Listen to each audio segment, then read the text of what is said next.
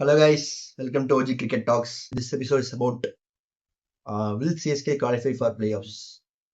Actually வந்து due to some loss like PBKS, RCB and SRH, even RR எங்க result தோத்துருக்காங்க. So இந்த loss வந்து நிறைய இடத்துல வந்து அஃபெக்ட் பண்ணியிருக்கு. ஆக்சுவலாக வந்து நான் ஃபர்ஸ்ட்லேருந்தே சொல்லிட்டு இருந்தேன் 16 பாயிண்ட்ஸ் தான் வந்து ஒரு பிளே ஆஃபை வந்து தீர்மானிக்கும் அப்படின்னு. இன்ஃபேக்ட் என்னோட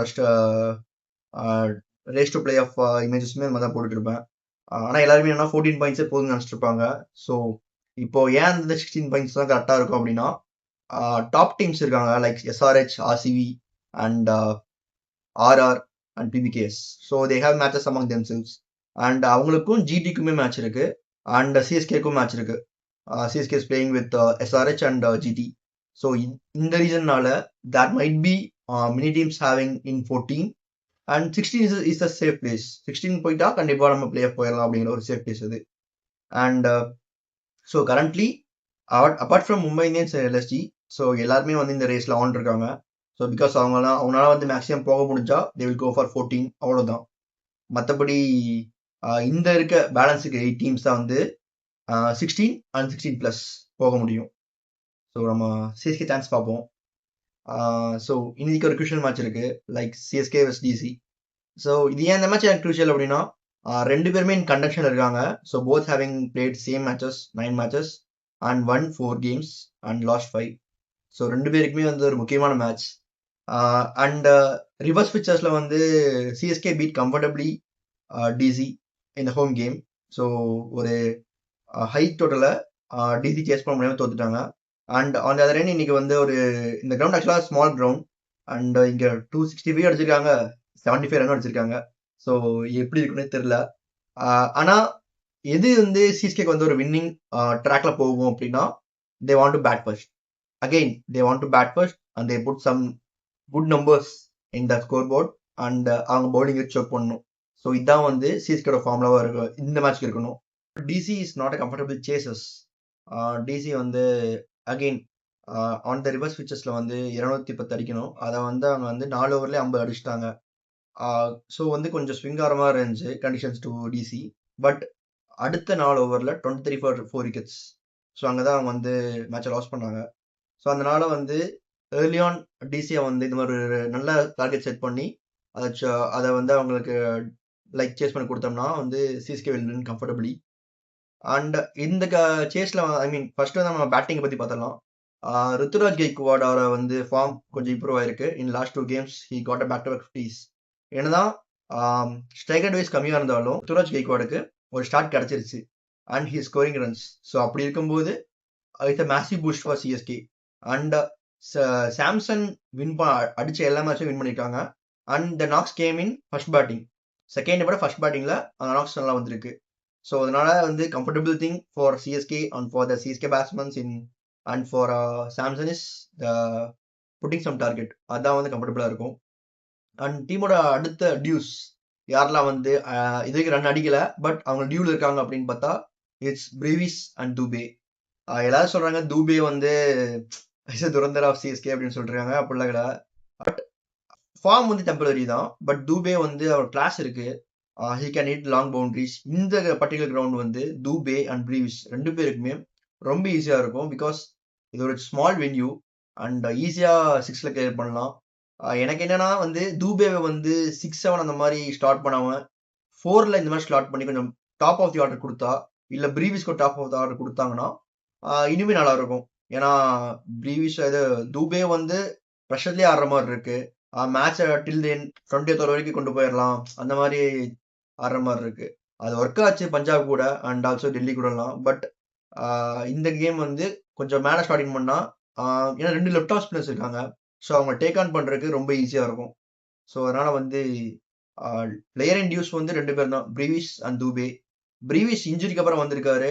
but still he need to score some runs. So அவர் ரன்ஸ் டியூல் இருக்கு. ஸோ கண்டிப்பாக வந்து இன்னைக்கு பிரீவிஸ் அடிப்பார் நம்மளாம். அண்ட் எல்லாருக்குமே தெரியும் 2 பேருமே 6 hitters. ஸோ இதோட மேசிவ் பூஸ்ட் பேட்டிங் என்னன்னா உர்வில் பட்டேல். உர்வில் பட்டேல் என்னன்னா வந்து இந்த 100 செகண்ட் ஆடுற மாதிரி பேட்ஸ்மேன் கிடையாது. வந்தோடனே ஸ்லாக் பண்ணிட்டு போகிற பேட்ஸ்மேன் தான். அண்ட் கார்த்திக் சர்மா ஒரு 50 அடிச்சிருக்காரு. ஜென்ரலா பேட்ல பால் பட்டாலே வந்து ஒரு பேட்ஸ்மேனுக்கு பெரிய பூஸ்ட் ஆகும். ஹர்திக் பாண்டியாக்கு ஆப்போசிட்டா அண்ட் சாண்டருக்கு ஆப்போசிட் சிக்ஸ் அடிச்சிருக்காரு.